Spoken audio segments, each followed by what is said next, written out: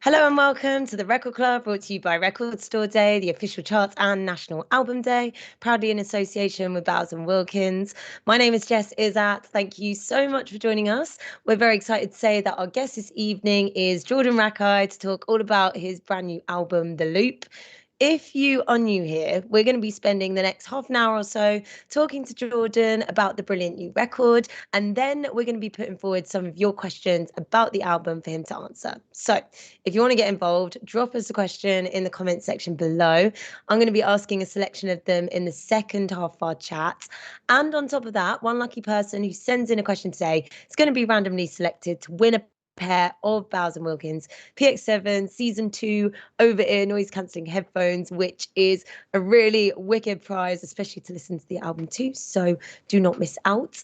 And also, if you haven't already got yourself a physical copy of the album, we thoroughly recommend you order one from your local record store once our chat with Jordan is over.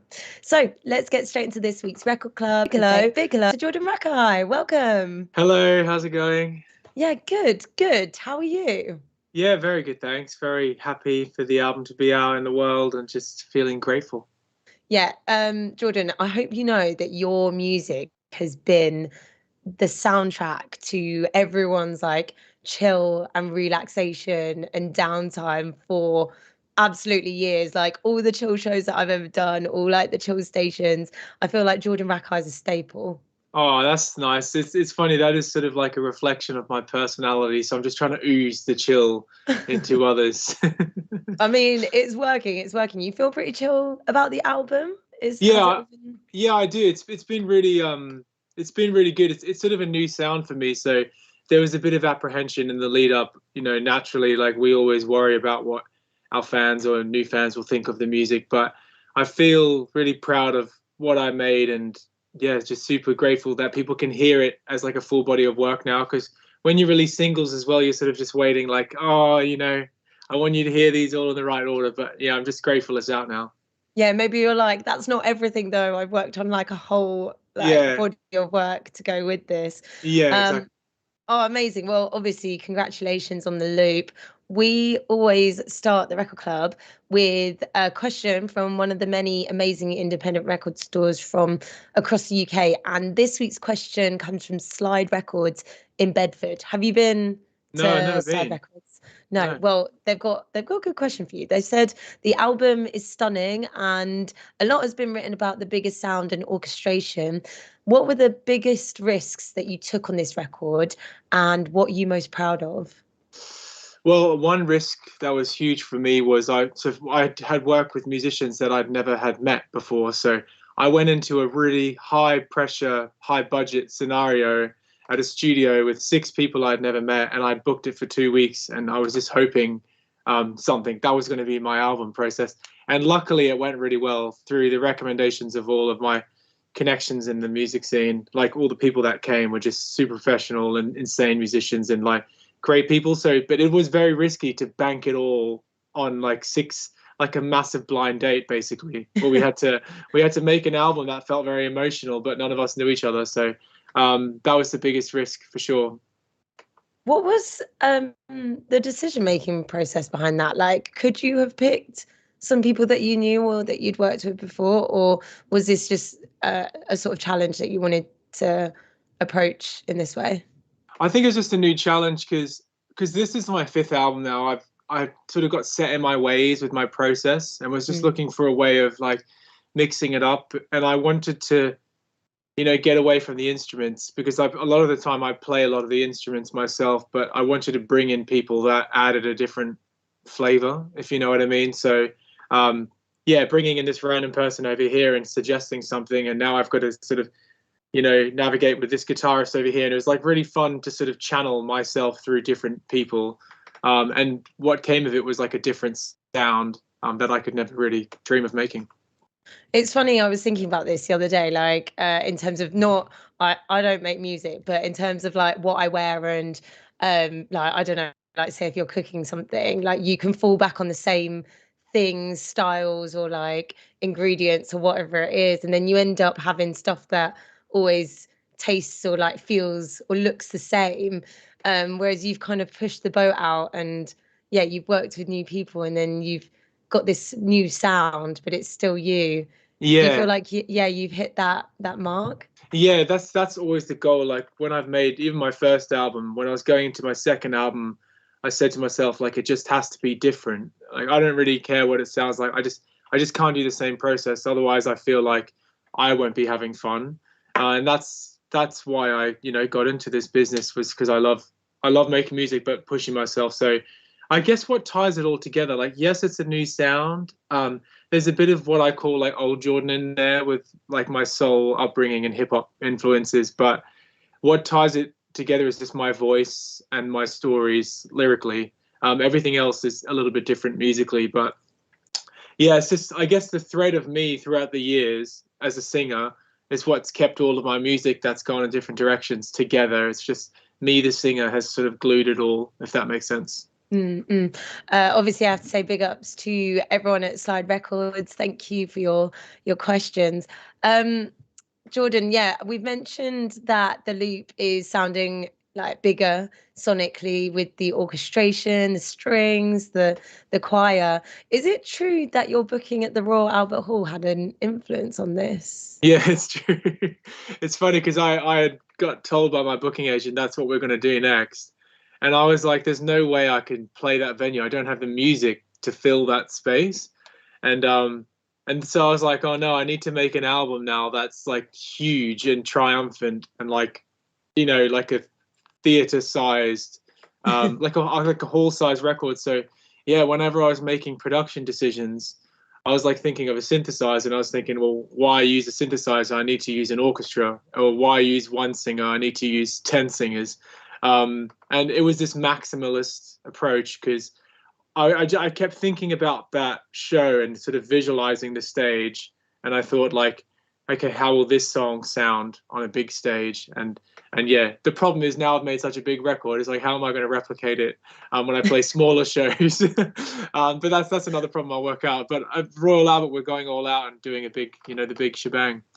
I guess that's the beauty of it, though. You can always sort of strip things back if you want. I'm sure you've managed to be able to do that. Yeah, well, what's nice is even in the theme of like records, I did like a record store week just this week promoting my album, and I was just solo on the piano singing these songs, and it was really nice to strip it back to how I wrote a lot of these big grandiose productions, was like me on a piano, like belting out some lyrics, and that was like the foundation of a lot of these songs. So it feels really natural actually to scale it back, and it's nice to know the songs work in that environment. There's definitely a sort of hopefulness and positive energy that I think is strong throughout this. Was there a song which maybe changed a little and became a bit more vulnerable or melancholic through stripping it back? Yeah, yeah. There was a few actually. There was a constant process of like stripping things away. But there was a track called Hopes and Dreams, which is now just a ballad, with just an organ, some strings, and some singers. But that used to be like a full band version, like live band, lots of layers, synthesizers. It was a big production. And as I kept stripping it back, I kept becoming more and more focused on the vocals and the lyrics, which was the main thing I was trying to get across. And so I realized, like, that's the important thing on a song like Hopes and Dreams, is the story and like the emotion, rather than like the production and the trickery and the instrumentation. So like I was stripping it all away at the end. I had recorded, like I said, a big version, all these musicians and these amazing parts. But it's funny, you have to make those tough decisions. And I feel like a younger Jordan maybe wouldn't have done that, because I feel like whatever I ever used to record, I would have to keep it. That was like part of my ethos. But now I was like really being serious about like stripping things back and focusing on the voice. So yeah, that was a track that took a different turn. Amazing. And that's one that came after the birth of your son, right? Am I right in Yeah, thinking? yeah, that's right. Yeah, I wrote that with him on my chest as we went for a dog walk. Oh, and you have a song that's an ode to your wife as well, Flowers, the opening Yeah. track. Do you have one for your dog? They're all for my dog. They're all for my dog. It's funny because I do write like a lot of my songs with my dog on the sofa behind me, or on a dog walk. Like I write a lot of stuff a cappella. So I remember my daughter. Yeah, she's imprinted all in my music. Oh, I love that. I love that. Has anything, because I feel like the production of this has been so big, maybe nothing has snuck into the recording of any of your tunes like a sort of DIY record sometimes has? Or is there something that you can tell us about this album that we can listen out for that you might not know on a first listen? Wow, that's a good question. Um, yeah, I mean, wow, let me think. There's a couple of moments that were like some happy accidents for sure. For example, the last track, um, we had set up the microphones on the piano. So the last track's just piano and a voice with some strings, and we had accidentally set up the mics in a way that the piano sounded like a kick drum as well, like a really thuddy kick. And that was actually an accident. That wasn't like a conscious decision. And from that came just like a really nice moment where it sounds like the whole song is like accompanied by this really thuddy kick. So that's something it's on the last track. It's called A Little Life. That's something to listen for. But and another track, Cages, where I'm playing acoustic guitar right at the end. I'm actually sitting in the hallway at the studio. So it's funny. We had this like amazing recording room, but I wanted it to sound like you were walking in on me, just jamming, in the distance. So we actually got me jamming in the distance, sitting in this hallway with a microphone like 6 meters away. So that's what you hear at the end of Cages is just me sort of literally jamming in a hallway. So they're two little nuggets from the sessions. I love if someone like accidentally walked in on this like moment, they're like, why are you outside the studio? Like when you've got like access to all of this stuff. But yeah, no, stuff like that always, I love hearing stuff like that because then you'll go back to the album and then kind of get back into it. I have to ask, like men notoriously have a bad reputation for being able to talk about or express their feelings. I feel like on this album you just open up and it doesn't feel like unnatural, but like does that come naturally to you, like expressing yourself? It, I wouldn't say it comes naturally in conversation because I use my music as like my outlet. But it's when I was so it's about 12 years ago I started sort of meditating, and because before that I used to be like a sort of like a classic alpha sports lad, very guarded. And then I came to London, I started meditating and I started like discovering things about myself, and that's when I got in touch with my more sensitive side. And then through my songs, I would just sort of unleash all of the stuff I was thinking. And this record, I actually dug a lot deeper and said to myself, sort of, no metaphors, like no analogies, like let's just say stuff how it is, because when you say stuff in a way that's more personal, in a really weird way, it connects with more people because there's lots of universal concepts on there like parenthood or love or family or anything like that. So I just wanted to be a bit more honest with myself, and yeah, I grew a lot as a songwriter because of it. But yeah, I definitely implore other men out there to do it because it's so freeing when you do it. Even if you journal it or just get it out of your system, it sort of frees me up a lot to be myself more. It's a good way of getting a better perspective on things for sure. Yeah. I've seen a lot of really amazing positive comments about your album so far online. Have there been any that you have particularly enjoyed yourself about your music? Perhaps like an interesting comparison or take or yeah, perspective. Yeah, I mean, I've seen loads of amazing comments. A lot of people have been comparing the record to some of my idols, sort of like Curtis Mayfield or Marvin Gaye. And it's funny when you get compared like that. I guess a lot of younger artists take that weirdly as like a criticism because you can hear the inspirations. But to me, if I sound anything like my favorite artist, it's a massive compliment. But one funny thing I joke a lot about my band with is I've always had some earlier releases like 10 years ago that a lot of my fans are really that's their favorite. It's always going to be their favorite. I would always release an album and they'd always say, cool, but I prefer this. And I've had a lot of these people that are like prefer my earlier records tell me that this is now their favorite album, which to me is like a huge huge hurdle to climb. It's like Finally. to be like 10 years down my career and finally like topple the burden, even though it's an amazing privilege, but the thing on my back, you know, in my earlier releases. So I feel like, yeah, I think it's because I was just really childlike again, like because those early releases I was a child, I was like 19, just having fun. I sort of embraced that energy again, and maybe people can just sense that a bit more. Mm. I noticed the comment that you'd actually responded to, which I don't think you've responded to many. This was on the Freedom Visualizer, and it was about the 6/4 time signature. And you replied saying, "I always have to sneak in a few extra quarter notes for us mere mortals. What does that mean?" Because I was like, of all the comments to reply to, I was like, this is interesting. I love it.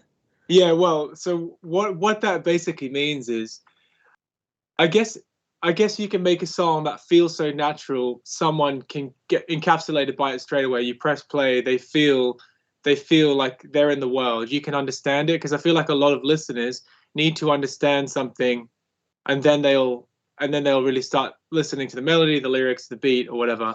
But what I like doing is, it's sort of a game that I love playing with myself as a composer and producer. But there's like a beat, like there's like a set, usually in a bar. There's like 4 beats in a bar, and I love extending that bar to like a 6 beat bar. So when people think it's going to start again, there's 2 extra beats, and then it starts again. So it feels like, in more of a metaphorical way, musically, it sort of is constantly pushing the track forward because there's so much anticipation.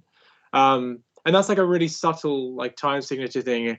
But because it's like unsymmetrical, there's like this sense of like, oh, where is it? Oh, there it is. Oh, where is it? And it's this constant sort of building and pushing forward. And so that track Freedom is fun because in a way it's like one of my more commercial sounding songs on the album, but because there's sort of like a subverted element of this extra 2 beats, it makes it a bit less, I guess, middle of the road or more traditional. I feel like it's like a je ne sais quoi that like I'll start like trying to dance to it but just can't. So you just kind of have to get a bit more loose. It's like, oh no. Amazing. Well, obviously I have to congratulate you on being Abbey Road's studio's first artist in residence.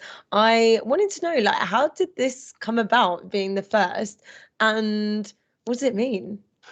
So yeah, well, they actually got in touch with us, and they were looking for this role, and they got in touch with me because I guess I'm in a bit of a unique position where like I'm an artist myself, but I do a lot of collaboration and produce for a lot of other rappers, singers, folk artists, you know, orchestras, and do a lot of like writing, as well. So my role there is to like, I can basically can use the building and studio for a whole year, which is pretty amazing. And then also I'm Just gonna use like the hallways instead. yeah, yeah, get a 20,000 pound mic, but just sort of go in the bathroom or something. But yeah, I'm gonna be like collaborating with lots of artists and doing also like grassroots work where like I run workshops or writing weeks because I know what it's like being 19 years old, never getting a chance to be in a studio. So I want to give those people an opportunity, and also I guess just use it to make another album, see what happens. Yeah, but it's crazy to get this opportunity. I also asked the same question, like why do you want me? A bit of an imposter syndrome, but I'll definitely take the opportunity for sure. Wow, amazing. That's awesome. That's such an insane opportunity, like you said, for like anyone who's just starting out. Obviously, we know the cost to like everything at the Yeah. minute is just making things really tough. So that would be insane. Is there room for like a sort of collaborative album, maybe with new artists that you could work on? That's actually one of my potential sort of goals, is like, because I'll be working with so many different people, there could just be this exactly compilation collaborative sort of various artists album, they call it, where it's just like a big giant body of work sort of showcasing this moment in time that I was at Abbey Road. That'd be quite fun. But yeah, there's no rules, and even they said to me they just want the studio to be used again for fun and creation rather than like the more corporate side of studio things and like pricing people out. They just want music to be made. So it's music to my ears, no pun intended. Yeah, maybe people can get involved with their favorite new artists, unsigned artists, or Yeah. yeah. And speaking of which, let's get to some questions because I can see they're coming in. Ivy on National Album Day's Twitter is asking, how did you decide on the record title? Wow. It's a good question. I wanted to like encapsulate the concept of like the cycle of life because it's about parenthood. And I came upon the loop because I like short album titles. I feel like I want to try and keep it ambiguous, but yes, it just talks about that infinite cycle of, I'll have a child, he'll have a child, I'll sadly leave this planet. We're just on this revolving journey, and yeah, cycle of life, and that's how it came about.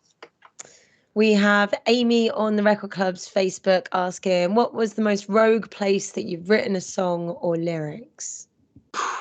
Other than the dog walk, I'd probably say like in the car driving through America last year, like driving again a cappella, like because usually people are very much in the studio or they're in like a very creative space, but I can do it sort of on the go anywhere. I wrote a song called Friend or Foe, which is the third track on the album.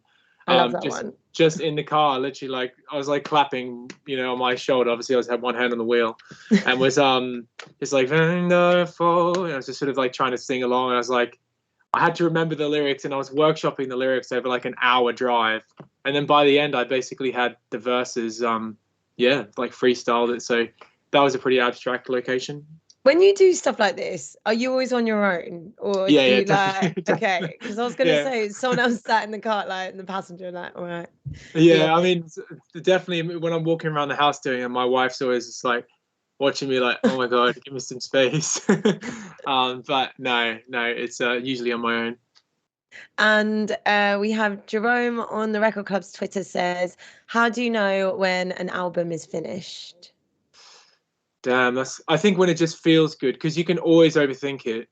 You can always change that one small thing that no one will realize, but it's when you press play from start to end. Obviously, you work on each song, and once each song feels good, you sort of end it. And then once you get all of them in track list, then you press play from start to end. And if you're just like, yeah, that felt good to me, rather than like oh, my vocal there, oh, that guitar was too loud, because I think that sort of mixing notes you can get so in your head. So I try and do it on like a feeling thing now. Yeah. How does track listing go for you? Are you like solely in control, or you ask other people what they think? What's the No, search I'm there? there very much I love the sort of shape and arc of the dynamics and the journey. So I always want to, yes, create the journey for people. I hope that it's still like an album culture out there where, because I know it's very leaning towards single stuff now at the moment. So I like to paint the journey so that I can look back in 10 years' time and still feel like it went on a journey. We have Maddie on the Record Club's Facebook asking what inspired the artwork behind the album cover and alternative covers. So the album cover, we wanted to like create, small man in a big world sort of vibe, and the chalk down the road, which follows the road at the back, which you turn the album cover follows the chalk, which is our sort of, sorry, not chalk. We just sprinkled some flour on the road to insinuate the loop. Tells the story of like the journey, and then the alternative album cover. One of them is just black and white, which is the same picture, black and white, and then one of them is me on that same shot, just with the umbrella and the white outfit, and that was just more of like a special treat to some of my big fans that wanted potentially like another version, signed version. So that has less of a meaning around the story, but yeah, that came from the same location. Where was that again? Shot in the Peak District. Oh, nice. Yeah. Oh, loves the countryside now, don't you? Well, Jordan, thank you so much. I have to ask, what's been your favorite place to perform when it comes to your live music? I remember seeing you in the Roundhouse, Oh, did you? Arlo Parks was point. This was Yeah. this was a long time ago Yeah, now, actually, years ago now. 2019. Yeah. Yeah, Yeah, basically ages ago. Um, yeah. my favorite show so far has probably been Brixton Academy, because there's like a culmination of my career. Like a lot of my collaborative friends came up, like Loyal Kana, Tom Mish, my Are We like Alpha Mist, Barney Artist, and like quite a few other people.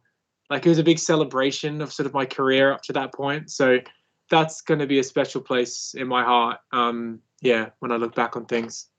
And then going forward, you've got a full tour in the lead up to the Royal Albert Hall, don't you? What are you looking forward to?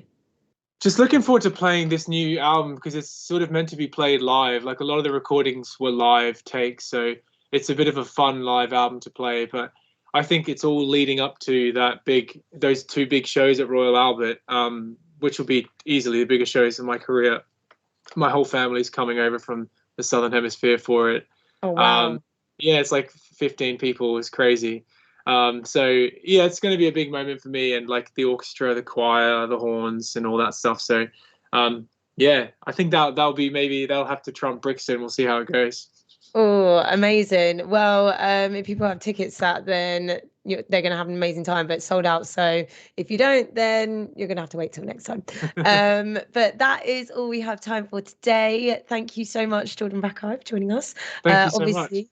make sure to treat yourself with a physical copy of The Loop. Now that this episode is over, pick one up from your local record store. I have to announce first, before we say goodbye, though, that the winner of this week's Bowers and Wilkins wireless headphones prize is Maddie on the Record Club's page. So please slide into the Record Club's DMs. We'll get those headphones to you. Thank you everyone for joining us, sending in your questions. All previous episodes are available to watch back on our Spotify or YouTube channel. Jordan Rakei, thank you so much for joining Thanks us. so much for having me, and thanks for the questions, everyone.